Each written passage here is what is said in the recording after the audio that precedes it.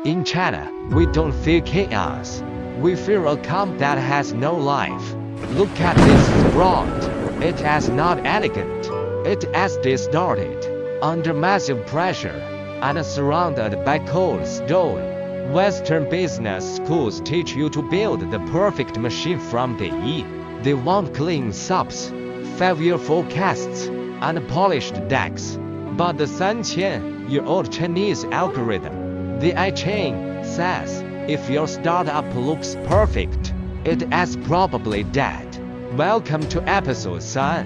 This is Zhun, the hexagram of initial difficulty. It is the raw energy of beginning. The visual forward and is thunder or rain later. Imagine a violent storm in total darkness. It is noisy, it is terrifying, and you can't see the road ahead. But in Chinese philosophy, this storm is the only thing that provides the nutrients for life to begin. The silent code of an is build the plane while flying it. It has the art of surviving the mess before the order arrives. I-Ching Silicon Valley founders burned $50 million building a fully automated robotic factory before selling a single unit. They chose order over growth. Their process killed them. Meanwhile, in a crowded apartment in Shenzhen, 3 engineers are building the same product with 0 subs. They are chaotic, but they are adaptive. They change the design every week based on raw customer feedback. And tells us that in the beginning, being professional is a trap. The one who can survive the chaos long enough to find the Marcus Pulse wins. The I-Ching uses a famous metaphor for this stage, the prince chasing a wild horse to Mount Anru. A startup is a wild horse. It is full of energy, but it will kick you if you try to put a saddle on it too early. This pain of the beginning isn't a sign of failure. It is a filter. It is the initial difficulty that keeps your weak competitors out of the game. If you seek harder too early, you kill the growth. So, is your business messy right now? Are your systems crashing? Congratulations! You are in the shine phase. Now, let us go deeper into the data and the real-world stories of how chaos leads to market dominance. Picture the exact moment.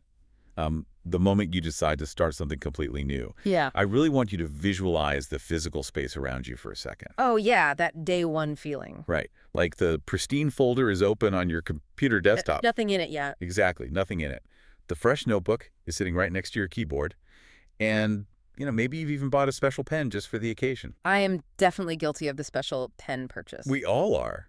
And whether you are launching a brand new business from scratch, or maybe taking the reins of a massive new department at work, or simply deciding you are going to learn a new coding language. Yeah. Day one is electric. It is. You tell your friends, it feels clean, it feels full of just boundless potential. But then, D2 hits.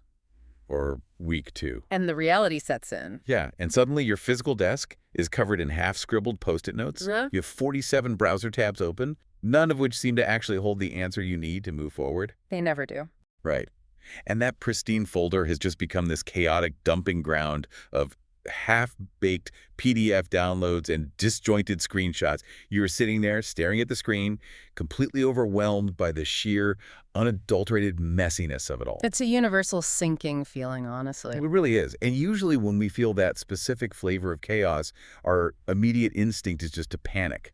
We think, I am doing this wrong. It is not supposed to be this hard. I'm already failing. And that right there, that deep-seated, largely unexamined assumption that a genuinely good beginning must naturally be a smooth beginning, that's what we have to dismantle today. Which is the exact core mission of today's deep dive. Because we've been conditioned, conditioned to believe that competence looks like immediate organization. Totally. If a project is messy or if the launch is chaotic, we assume we have failed some invisible test of professionalism. We fundamentally equate initial chaos with systemic failure. And we are going to completely rewire how you view that initial chaotic mess today. We are looking at this incredible stack of material that bridges a massive, highly unusual gap. It really is an unexpected pairing of sources. Yeah, on one end of the spectrum, we are diving into ancient philosophy, specifically the I-Ching, and this concept known as Hexagram 3, or Zhun. Right. And on the other end, we are looking at modern, cutthroat, hyper-competitive startup strategy. We have case studies of a spectacular $50 million Silicon Valley failure. Which is just a wild story. Oh, it's mind-blowing. And we have the gritty triumphs of a scrappy Chinese hardware factory and a deep exploration of why the chaos you're experiencing right now is actually a feature, not a bug. Yeah, the juxtaposition between ancient divination and modern venture capital is stark, but the underlying philosophy, it's absolutely identical. It tracks perfectly. It really does. Throughout all of this material, we are going to be tracking a very high-energy debate between two distinct worldviews, like two archetypes that exist in almost every organization, and probably, they're fighting inside your own head right now. Okay, let's unpack this and define those archetypes right away. In one corner, we have what we'll call the planner. The planner, yeah. This is the spreadsheet-focused, hyper-rational MBA mindset. And when we say MBA mindset, we mean an approach rooted entirely in optimization and risk mitigation. They want to control everything. Exactly. The planner craves order, predictability, standard operating procedures, and beautifully formatted Gantt charts. You know, those cascading visual timelines where you map out every single dependency of a project months in advance. Which look great on a wall, but... Right. But the planner wants to systematically eliminate risk before taking a single physical step. And then in the opposite corner, we have the operator. The grizzled veteran. Exactly. This is the boots-on-the-ground entrepreneur. The operator is the person who thrives in the mud, who relies on rapid iteration over theoretical planning. They just want to build it. Yeah, they fundamentally believe that spending months building a perfect plan is just a highly sophisticated, socially acceptable form of procrastination. Wow, that is a great way to put it. Right. The operator doesn't just tolerate a messy environment, they actively weaponize it to move faster than anyone else. I'll make a promise to you, the listener, right up front here. Right. By the time we finish exploring this tension between the planner and the operator, you are going to understand why the current mess you are dealing with. That frustrating project on your desk. Yeah, that friction-filled project you're struggling to get off the ground, that might actually be your absolute greatest competitive advantage. So let's jump straight into the foundational concept. Let's do it. I was completely captivated by Hexagram 3 in our sources because it paints this incredibly brutal physical picture of a sprout pushing through dirt. Right, so the I-Ching, which is this ancient Chinese text focused on understanding the different states of change in the universe, it uses these hexagrams. They're symbols made of solid and broken lines. Okay. And hexagram 3, which is pronounced Zhun, is the symbol for initial difficulty. Initial difficulty. Yeah. Okay. And the translation and the core metaphor provided in the material is remarkably specific. Zhun represents the exact precise moment a tiny, fragile sprout attempts to break through the heavy topsoil to reach the light. Think about the actual physics of that moment. It's intense. It is. The seed has germinated, the shell has cracked, and this microscopic green tendril is pushing upward against literal tons of compacted earth. And the defining characteristic of this moment, according to the philosophy of Zen, is extreme, relentless resistance. It is not a gentle, fluid transition at all. No, not even a little. The soil is incredibly heavy, it is densely packed, it is pitch black, and the sprout has to exert a monumental, disproportionate amount of energy just to crack the surface. And the material draws a direct, uncompromising parallel between this ancient biological metaphor and the world of business. Specifically, the infamous 0 to 1 phase. Right. Let's contextualize that 0 to 1 concept for a second. Yeah. If you are taking an existing profitable bakery and opening a second location across town, that is going from 1 to 2. Because you already have the recipes. Exactly. You know the unit economics, you have your brand, you are simply scaling. But the 0 to 1 phase is the genesis. It is the blank page. The hardest part. It is the moment you decide to start a bakery without knowing how to bake, without a storefront, and without a single customer. It's creating something out of an absolute void. And what the sources explicitly state is that in this 0 to 1 phase, absolutely nothing will work as planned. Nothing at all. Zero. The failure of the initial plan is a guaranteed feature of the environment because you were pushing through the soil. Right. What is absolutely crucial to understand here, and what really changes your psychological approach to starting a project, is why this resistance is natural. The soil is not malicious. The dirt is not actively plotting to murder the sprout. Exactly. It's not a personal attack. The universe isn't conspiring against your specific business plan. The weight of the soil is simply the baseline objective reality of the environment, period. So when we translate that heavy dirt into the context of launching a new business or a new internal initiative, that weight manifests in highly frustrating ways. Very frustrating ways. It looks like market apathy. Like you launch a website and absolutely nobody visits it. Crickets. Just crickets.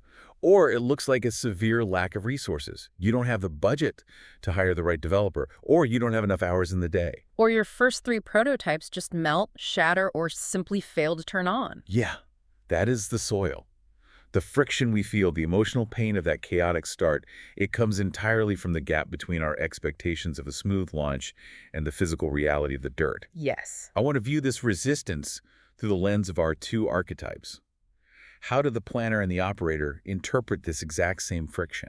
Okay, so the planner looks at the 0 to 1 phase, and because of their training, they expect a smooth, upward trending line chart. Right, up and to the right. Always.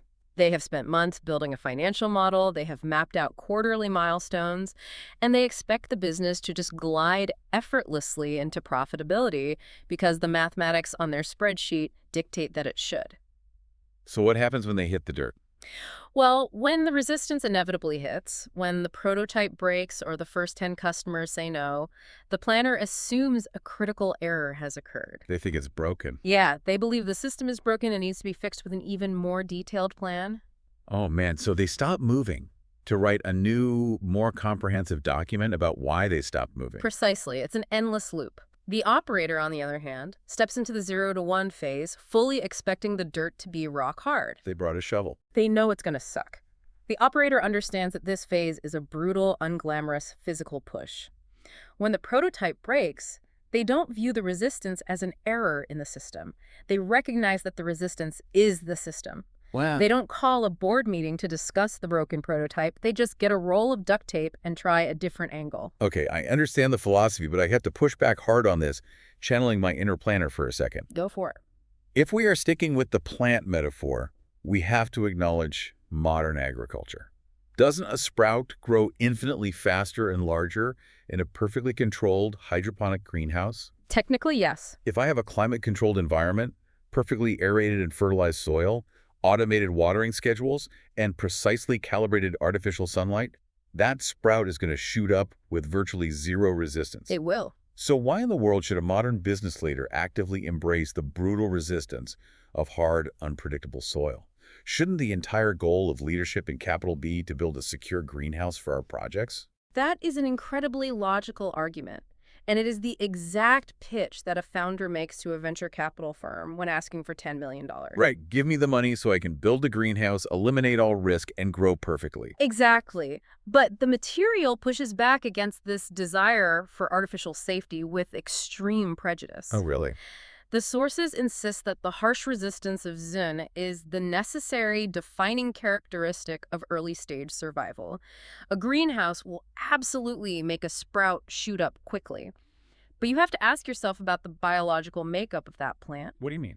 Well, what happens when you take that tall, fast-growing greenhouse-raised plant and transplant it out into a real-world storm? It snaps immediately. Instantly. It has vertical height but zero structural integrity. It shatters at the first sign of real wind. The resistance of pushing through the compacted heavy dirt is the exact mechanism that forces the sprout to develop a thick, durable stem. Right, it needs to be stressed. Yes, a deeply anchored root system and the cellular resilience required to survive the actual elements. In the business world, a greenhouse is an artificial environment usually created by massive overfunding. Like having way too much runway. Exactly, or by operating completely in stealth mode, where a team works in a vacuum for 2 years without ever speaking to a real customer. Because speaking to customers introduces unpredictable variables. It introduces the wind. Yes, the greenhouse feels incredibly safe. The team feels highly productive because they are writing code or building hardware without anyone telling them it's a bad idea. But out in the open market. Out in the open market, the sources argue that strategic chaos is the only baseline reality. You cannot avoid the hard soil forever. Eventually, you have to sell the product. And if you haven't learned how to navigate friction, the market will destroy you. The friction of the 0 to 1 phase isn't just a frustrating obstacle to bypass. It is the fundamental mechanism of strengthening the business model. the friction isn't the obstacle, it's the mechanism of strengthening. That reframing changes everything about how you approach a Monday morning when everything seems to be going wrong. It totally does. And this flows naturally into a deeply provocative concept raised in the sources. The idea that this early-stage misery, this initial difficulty, is actually functioning as your most powerful competitive advantage. We need to explore how the difficulty acts as the ultimate filter. Let's really dissect this concept, because for you, the listener, I want you to absorb this as a massive, permanent shift in perspective. It's a game changer. When we hit a wall early on, when the software architecture just will not scale, when the supply chain completely breaks down, or when you pitch 50 consecutive clients and get 50 consecutive rejections. Which hurts. It hurts so much. Our deepest psychological instinct is to view those obstacles as signs from the universe that we should quit. We internalize the failure. We think, clearly, I'm not smart enough to figure this out. I am not cut out for this. Exactly. But the material insists that we must look at those exact same obstacles, not as stop signs, but as a protective moat around our future success. If we synthesize the underlying logic of the text, it reveals a harsh but ultimately liberating truth. Which is? If launching a disruptive project or starting a highly profitable venture were as easy as writing a comprehensive, beautifully formatted business plan, the barrier to entry would be literally zero. Everyone would do it. Everyone on Earth would be a successful entrepreneur. The world is overflowing with people who have brilliant ideas and impeccable spreadsheets. Right. But the chaos, the friction, the grinding emotional toll of that Zhun phase, the heavy soil, it is actively working in your favor. It is doing the heavy lifting of exhausting the people who aren't fully committed. So the difficulty itself is actively clearing the playing field. Yep. The harder it gets, the fewer people you eventually have to compete against. Exactly. Think about the psychology of your competitors. Every time you face a seemingly insurmountable, hair-pulling problem in those early days, you have to find comfort in the fact that every single one of your competitors is eventually going to hit that exact same wall. Wow, yeah. The weak competitors, the planners who expected the smooth greenhouse experience, they will hit that compacted dirt, their expectations will shatter, and they will give up. They'll just go home. They will retreat to the comfort of the theoretical planning phase, or they will abandon the project entirely and go look for an easier idea. While you're still digging. Exactly. By simply enduring the initial difficulty and continuing to push forward, you are outlasting the tourists. Outlasting the tourist. I love that. The chaos is a filtration mechanism. It aggressively separates the people who are in love with the idea of the reward from the people who are willing to endure the visceral reality of achieving it. I love the empowerment of that concept. But again, if I'm a trained manager, if I have a degree in organizational behavior, I'm sitting here tearing my hair out. I'm sure they are. Isn't the entire historical purpose of management theory to systematically eliminate difficulty in the workplace? Isn't that why Henry Ford invented the assembly line? Well, yes. We create SOPs, standard operating procedures, specifically to smooth out the path so that our employees don't have to struggle. We create employee handbooks, onboarding guides, and rigid protocols because we want efficiency. Right. We want a frictionless environment. How can any responsible leader sit there, watch their team flounder in a chaotic mess, and say, don't worry, it's a healthy mess? That is the core unresolvable conflict between the two archetypes. The planner views any form of difficulty as an operational inefficiency that must be ruthless, eradicated. Eradicated immediately. And we have to be fair here. In a mature, established corporation, a company operating in the 1 to 100 phase where the product is proven and the market is stable, the planner is absolutely correct. Efficiency is king. Efficiency is everything. But the reality of the operator, according to the framework we are studying, is completely inverted during the 0 to 1 Zhun phase. Inverted how? In this early, highly volatile phase, attempting to eliminate difficulty usually means you are actively avoiding the grueling work of discovering what the market actually values. Wait, I need you to break that down. How does smoothing the path and eliminating difficulty equate to avoiding the actual work?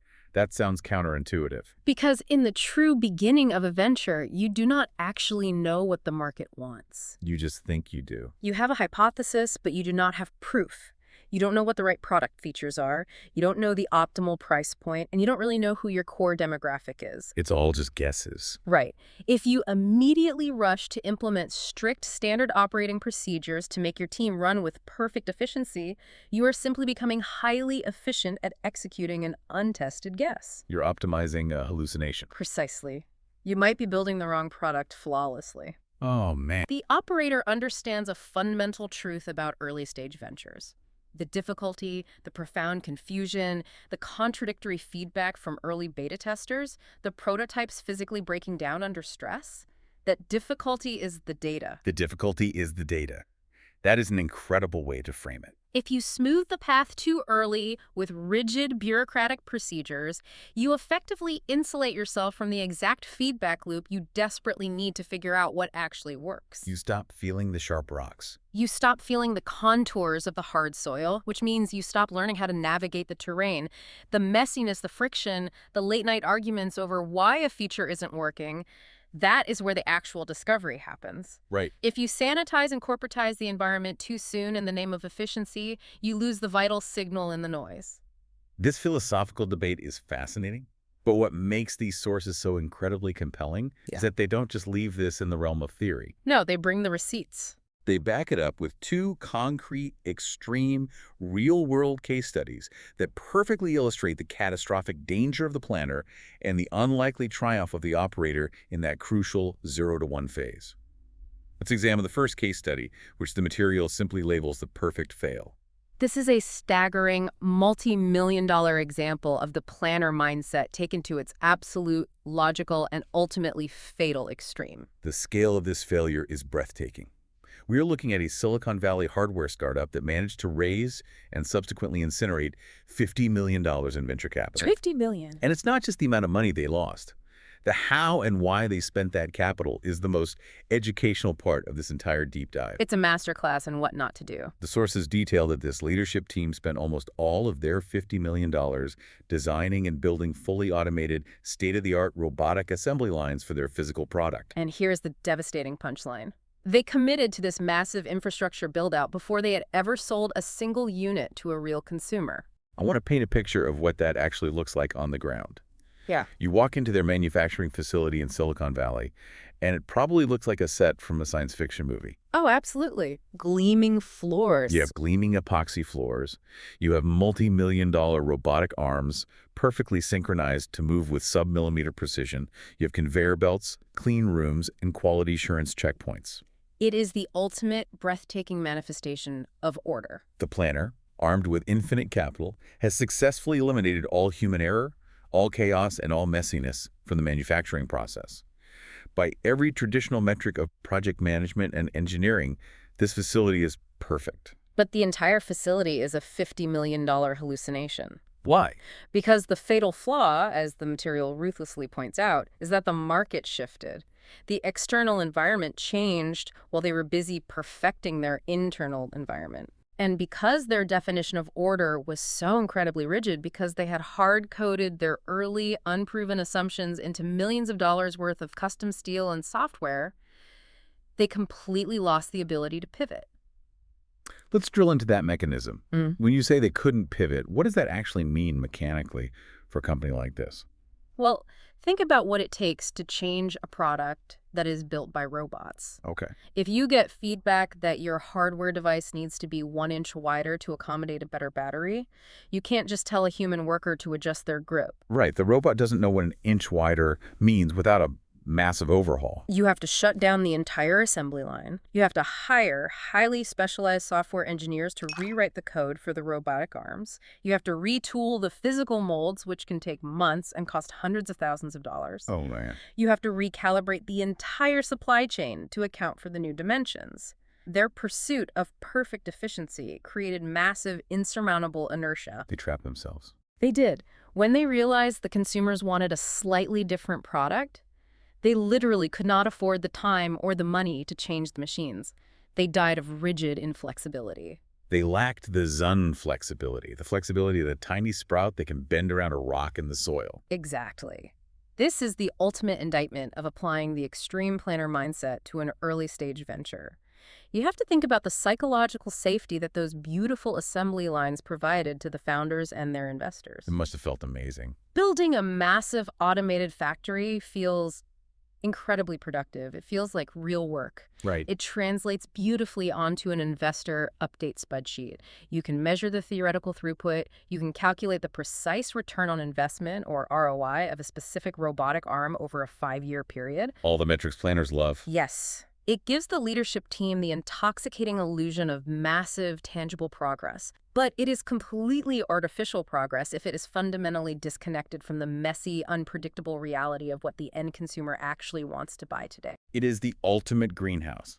They took $50 million and built the most expensive climate-controlled greenhouse in the world. They absolutely did. And the exact moment they took their perfectly manufactured greenhouse-grown product out into the real-world market, the storm hit. Because it always does.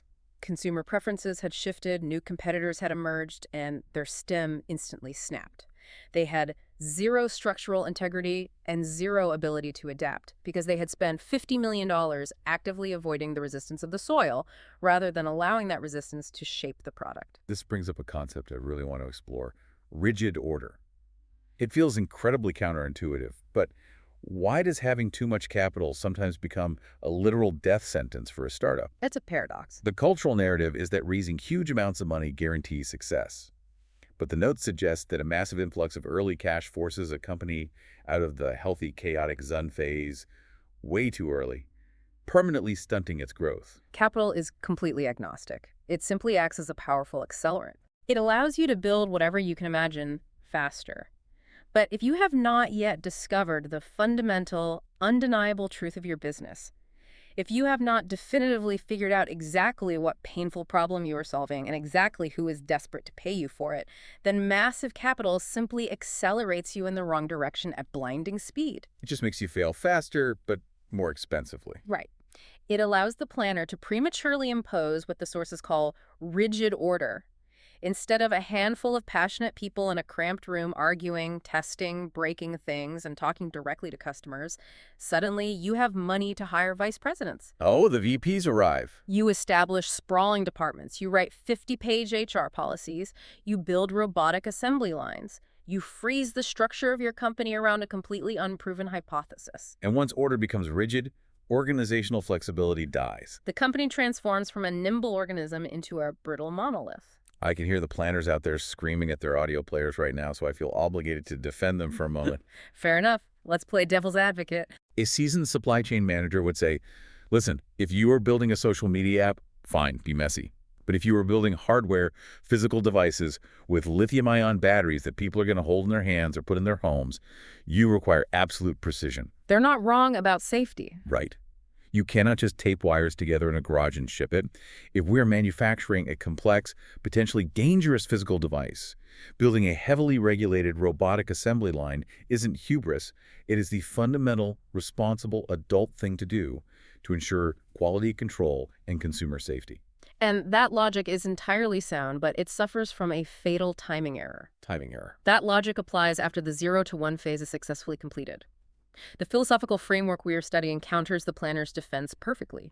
It simply does not matter how flawlessly, how safely, how efficiently, or how perfectly a robotic arm builds a product if nobody on Earth actually wants to buy that product. Oh, yeah.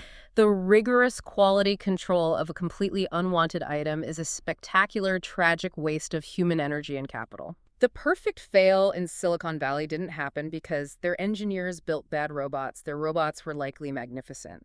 They failed exactly because they let their fear of the mess drive them to skip the embarrassing, chaotic, tape-it-together discovery phase, and they attempted to jump straight to massive institutional scale. They wanted the prize of a Fortune 500 company without enduring the brutal push through the dirt. They wanted to bypass the Zhun phase entirely, and that arrogance killed them. So this sets up the million-dollar question. If $50 million and perfect robotic order is the definitive wrong path for the 0 to 1 phase, what does the right path actually look like in the real world? And this brings us to the second case study from our sources. And the contrast here is almost cinematic. We transition from the gleaming perfect fail to what the material affectionately dubs the gorilla factory. The story of the scrappy Chinese drone maker. This is where the operator philosophy truly shines. Let's vividly detail their operating environment because it is the absolute polar opposite of a sterile Silicon Valley facility. Night and day. The notes emphasize that this hardware company literally started in a messy, cramped residential apartment. An apartment. Let that reality sink in for a moment. They were attempting to build highly complex aerodynamic hardware, drones, in an apartment. It sounds impossible. We can picture the scene. Soldering irons precariously balanced on the kitchen counter, tangles of raw wiring draped over the sofa, half-eaten meals scattered everywhere, engineers sleeping under desks. Total chaos. And, crucially, there are absolutely no SOPs, no standard operating procedures, no official rulebooks, no clean room protocols, just pure, unadulterated, sweaty chaos. And their operational methodology was just as chaotic as their living room. The sources highlight a genuinely mind-bending fact. They changed the fundamental physical design of their drone every single week. Every single week. For a physical hardware product. It's hard to even comprehend. That isn't just pushing a software update to the cloud. That requires physical atoms to change shape. Yes, and we have to ask why they were changing at such a frantic pace. They weren't executing a highly polished 3-year strategic roadmap developed by a committee of executives. No committees in the apartment. None. They were changing the physical design based purely and almost entirely on raw customer complaints. Wow. A consumer would buy a drone, crash it into a tree, or discover a flaw in the camera gimbal, and they would complain on a forum or send an angry email. And what would the team do? The team in the messy apartment would read that complaint, immediately tear their existing design apart, resolder a new configuration, duct tape it together, and ship a brand new version for the very next week. And what was the ultimate outcome of this frantic, anxiety-inducing process? The sources use a very specific phrase.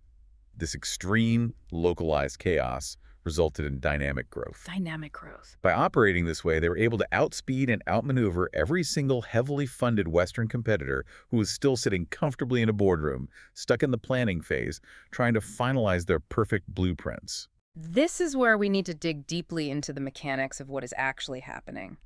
This guerrilla approach completely inverts the traditional R&D, research and development, model. How so?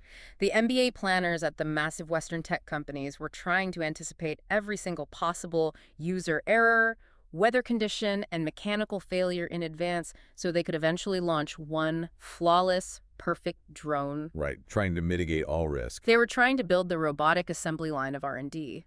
But the guerrilla factory realized that the market itself is the most powerful R&D lab in the world.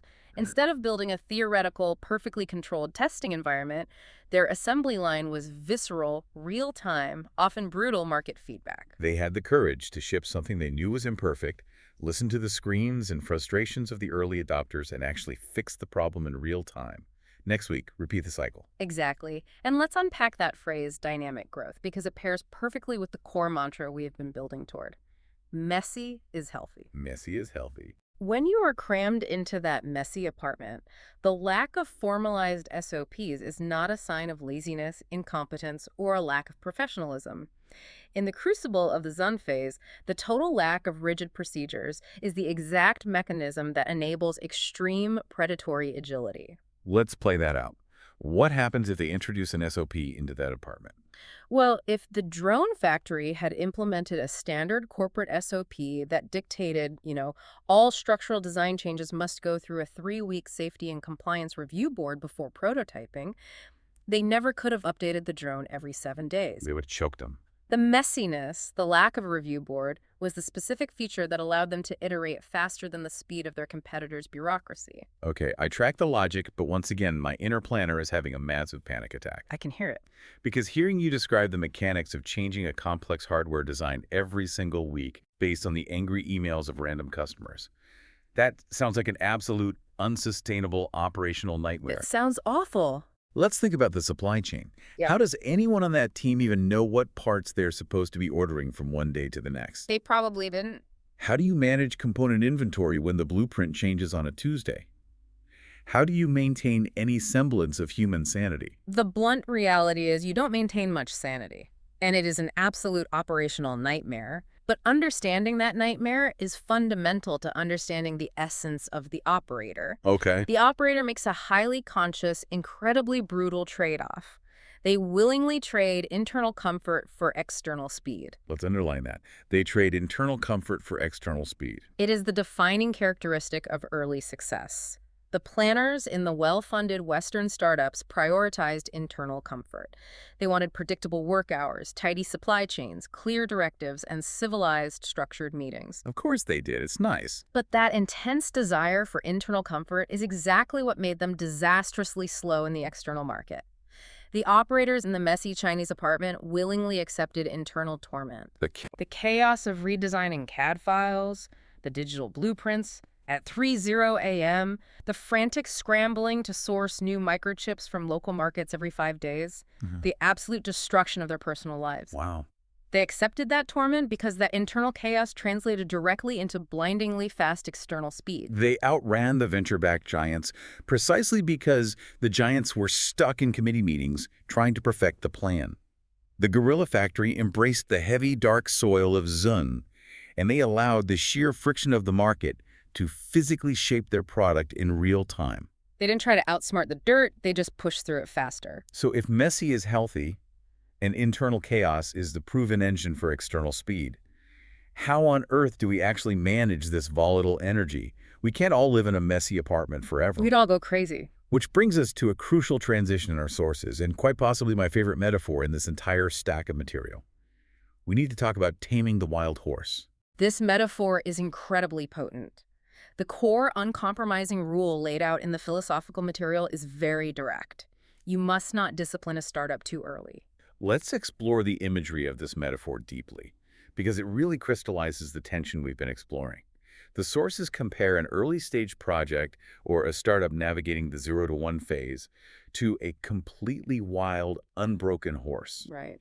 If you have ever seen a wild horse in nature, or even just watched documentary footage of one, you know exactly what that visual entails. Yeah. It is a creature bursting with raw, explosive kinetic energy. It runs wherever the terrain allows. It kicks, it bucks, it constantly tests boundaries. It is totally unpredictable, wildly inefficient in its movements, and frankly, it is genuinely dangerous to stand too close to it. It is the pure embodiment of natural, unrefined, chaotic power. And when we pivot and think about what the word discipline looks like in the sterile context of a modern business environment, what are we actually talking about this morning? We are talking about implementing all the comfort tools that the planner loves. We are talking about rigid reporting hierarchies, establishing exactly who reports to whom. We are talking about strict, tracked office hours, mandatory daily stand-up meetings to track micro-progress, Jira boards, All the trackers. and above all, an obsession with perfectly formatting the financial projections on a spreadsheet, prioritizing that theoretical math over taking messy, immediate, real-world action. Exactly. And what the sources are fiercely arguing is that if you take those tools, if you apply that kind of premature corporate discipline to the wild horse, you will permanently break its spirit. Oh, that's heavy. Think about the physical mechanics of taming an animal. If you capture a young, growing, wildly energetic horse, and you immediately strap a heavy, cumbersome leather saddle onto its back, and you put restrictive blinders over its eyes so it can only look straight ahead in one predetermined direction, Right. and you aggressively yank on the reins every single time it attempts to explore a new path, what is the inevitable result? You crush the animal, it stops exploring, it just trudges forward in a straight line. You extinguish the exact dynamic growth energy that made the horse powerful and valuable in the first place. You desperately need that explosive, bucking, unpredictable energy to generate the force required to break through the compacted soil of the Zhun phase. You need the horse to fight the dirt. Yes. If you take the heavy saddle of corporate bureaucracy, the SOPs, the HR policies, the committee reviews, and you strap it onto a 0 to 1 startup, the company will simply lack the raw strength to push through the dirt. It won't be killed by the market. No, it will collapse under the crushing weight of its own internal rules. Okay, the metaphor is beautiful, but I have to push back again because I'm feeling the real-world tension here. Let's hear it. Let's ground this in reality. Are we Like- genuinely just supposed to let this wild horse run rampant through the corporate office, smashing all the furniture and knocking over the servers? Well, At some point, these adults have to enter the room, right? At some point, someone has to pay the vendor invoices, manage the payroll taxes, yeah. and make sure the company isn't getting sued into oblivion. If we just let the operator run wild forever, constantly changing designs every Tuesday and living in a state of perpetual, messy apartment chaos, Isn't that just a guaranteed recipe for a totally different kind of disaster? That is a fantastic, necessary pushback, and it sets up the final dynamic pivot in our understanding of this entire framework. You are entirely correct. Dude, okay. A close reading of the material reveals that it absolutely does not advocate for permanent, unchecked, infinite chaos. Unlimited chaos is ultimately just as lethal as rigid, premature order. So it's about timing. Exactly. The wild horse metaphor is not a license to let the horse run wild forever with no consequences. The core lesson is about the devastating danger of disciplining it too early. Got it. Which leads us directly into the final and perhaps most critical evolutionary phase discussed in the sources, surviving the storm. Transitioning from discovery to survival. When the chaos of the startup finally collides with the reality of scale, let's get into the mechanics of how to survive this storm phase without going completely bankrupt. This is where we have to synthesize the two halves of our debate and find the harmony between the planner and the operator. Okay. The narrative we have constructed so far, based entirely on the case studies, is that the operator unequivocally, undeniably wins the 0 to 1 phase. Right, the messy apartment beats the $50 million factory. The scrappy operator brutally defeats the well-funded planner in the dirt. But the transition point out of that phase is critical. The sources strongly emphasize that while messy is healthy in the absolute beginning, you eventually, inevitably, must execute a highly dangerous transition from chaos into order. Because if you stay in the messy apartment forever while your orders skyrocket, you simply run out of cash. You drown in your own success. Exactly right. The operator is a genius at finding the market and discovering the product. But the planner's specific set of skills, the spreadsheets, the logistics, the risk mitigation, they are absolutely vital to ensure the company does not go bankrupt once the massive storm of actual scaling business hits. So let's talk about the mechanics of how you ride this wild horse without getting bucked off into financial ruin. It seems like the most delicate, terrifying balancing act in business. It is the hardest part for any founder. You have to maintain that Zhun flexibility, the raw ability to change the drone design based on a Tuesday customer complaint, while simultaneously keeping a very strict, unforgiving eye on the bank account, the global supply chain, and the quality assurance metrics. How do those two fundamentally opposed worlds coexist in one company? The sources provide a highly clarified framework to help leaders understand this balance, and it comes down to fundamentally understanding the distinct, non-overlapping purposes of these two states of being. Okay, what are the purposes? Chaos is a tool specifically designed for discovery. Order is a tool specifically designed for scaling. I want to repeat that because it is so vital. Chaos is for discovery. Order is for scaling. That is the entire philosophy distilled into 2 sentences. If we look back at our 2 primary case studies through this specific lens, the fatal mistake of the $50 million Silicon Valley startup wasn't simply that they liked order. Right. Their terminal mistake was that they attempted to use order as a tool to discover the market.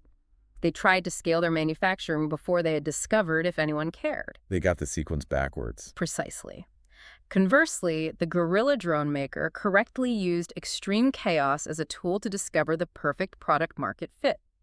They discovered exactly what the consumer wanted through rapid, messy, agonizing iteration. But once they figured it out, The material implies a natural, necessary progression. Once that messy drone maker finally discovered the perfect design and the orders stopped trickling in and started pouring in by the tens of thousands, what do you think they had to do the very next day? well, they couldn't possibly build 10,000 complex drones a week using soldering irons on a kitchen counter in an apartment. Yeah. The internal chaos would literally choke the external speed. Precisely. To survive the storm of massive consumer demand, to avoid going utterly bankrupt trying to fulfill huge orders with zero operational efficiency, they had to actively begin applying the brakes. They had to transition out of the messy apartment and lease a real structured manufacturing facility. They had to sit down and write their very first SOP. They had to finally invite the planners into the room. So here is a highly practical, urgent question directed straight at you, the listener. Because maybe you are sitting there listening to us right now, and you realize you are smack in the middle of this messy apartment phase with your current project. You're feeling the dirt. You're feeling the suffocating resistance of the Zhun soil. You are riding the wild horse. How do you objectively know when it is finally time to sit down and write an SOP? When does the healthy mess cross the invisible line and become a toxic mess? If we rigorously follow the logic presented in the source material, the answer is tied directly and solely to the concept of survival. Survival. You must transition to order only when the storm actively threatens bankruptcy or the fundamental structural breakdown of the entity. Let me be highly specific about what that looks like. Please. As long as your internal chaos is actively yielding dynamic growth, as long as changing the design every week is allowing you to outspeed your competitors, win new market share, and delight early adopters, you fiercely protect the chaos. You defend the wild horse. You defend the wild horse from the bureaucrats.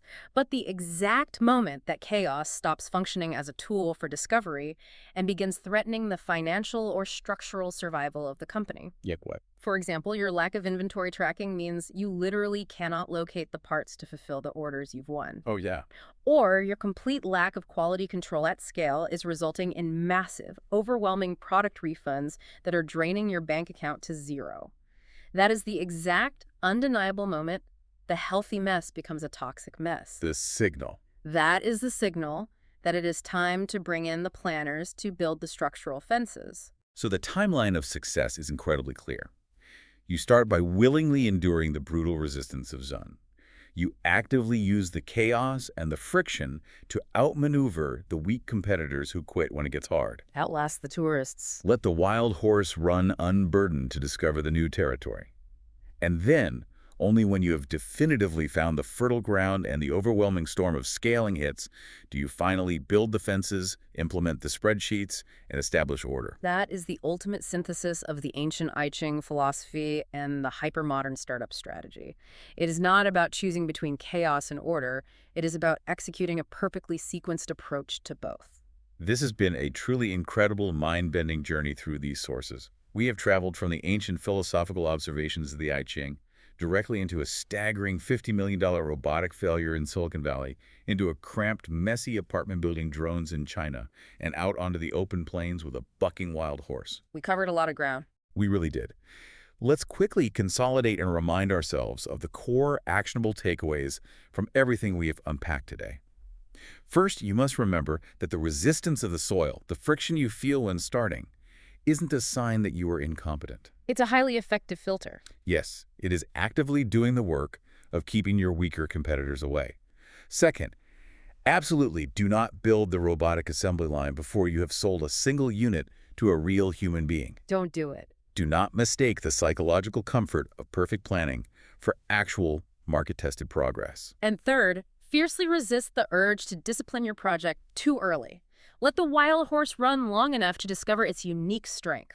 And fundamentally remember that in those early 0 to 1 days, messy is not just acceptable. Messy is healthy. Messy is healthy. I really want you to internalize that phrase and remember the next time you look in your chaotic desk or that disastrous digital folder and feel a wave of overwhelm about your new project.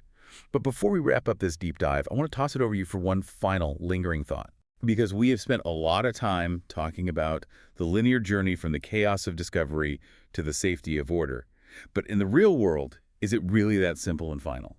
It's an excellent question, and it brings up a final, highly provocative thought that builds logically on everything we've explored in the material. Let's hear it. We have extensively discussed the absolute necessity of transitioning from the chaotic dirt of Zhun into the structured safety of order so that a company can survive the storm and scale. Right. But if we think critically about the fundamental nature of business today, how rapidly artificial intelligence is changing workflows, how fast global markets shift overnight, how quickly consumer loyalties evaporate, what if the ultimate goal of a company isn't actually to just survive the Zhun phase and settle into a comfortable, permanent, heavily defended state of order? Wait, what are you implying? That achieving order isn't actually the finish line? What if the truly invincible companies, the rare organizations that survive and dominate for decades across multiple technological epochs, are the ones who figure out how to willingly, intentionally tear down their own perfectly functioning robotic assembly lines? Well, wow. What if, whenever the external market shifts, these companies possess the terrifying institutional courage to force themselves out of the comfortable, highly profitable greenhouse, purposefully abandon their rigid SOPs, and intentionally throw themselves back into the chaotic, messy apartment? Back into the dirt. Exactly. It raises the ultimate existential question for any successful leader or organization.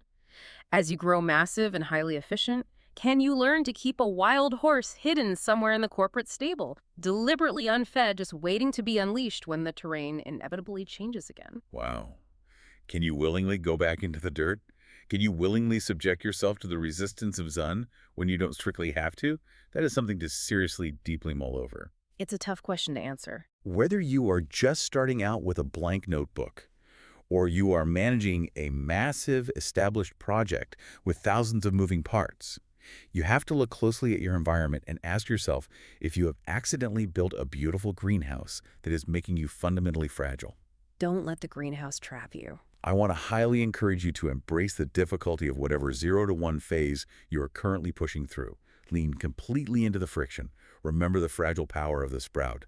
Thank you so much for joining us as we unpack these incredible sources, and we will see you on the next deep dive.